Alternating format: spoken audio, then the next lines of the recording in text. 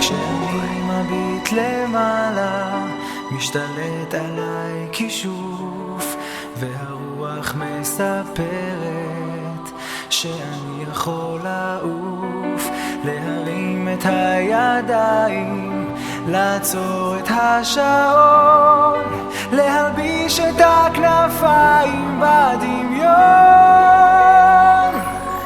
אז אני יכול לעוף בלי לדעת לעוף, זה עושה לי בגוף הרגשה של קסמים נעימים כמו ציפור בשמיים. אני יכול לעוף כמו עלה על המים, לצוף אל איזשהו מקום, גם לכם מותר לחלום.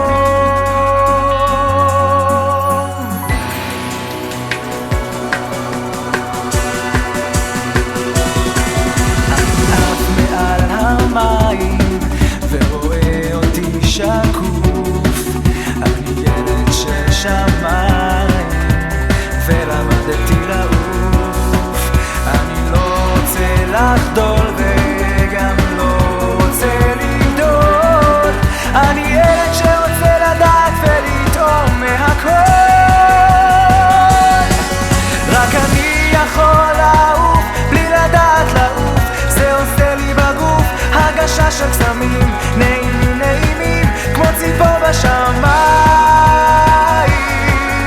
אני יכול לעוף כמו עלה על המים, לצוף אל איזשהו מקום, גם לכם מותר לחלום.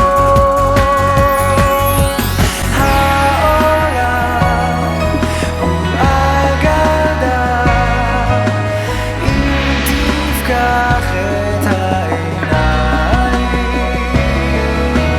תנסה ואז תדע, גם לך יצאו כנפיים, וגם אתה יכול לעוף בלי לדעת לעוף, זה עושה לי בגוף הרגשה של קסמים נעימים נעימים כמו ציפור בשמיים. אתה יכול לעוף כמו עלה על המים, לצוף אל איזשהו מקום, גם לכם מותר לחלום. בלי לדעת לעוף, זה עושה לי בגוף כמו ציפור בשמיים.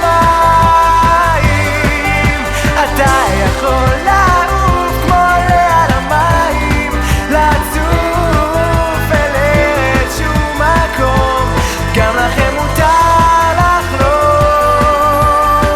מותר לחלום.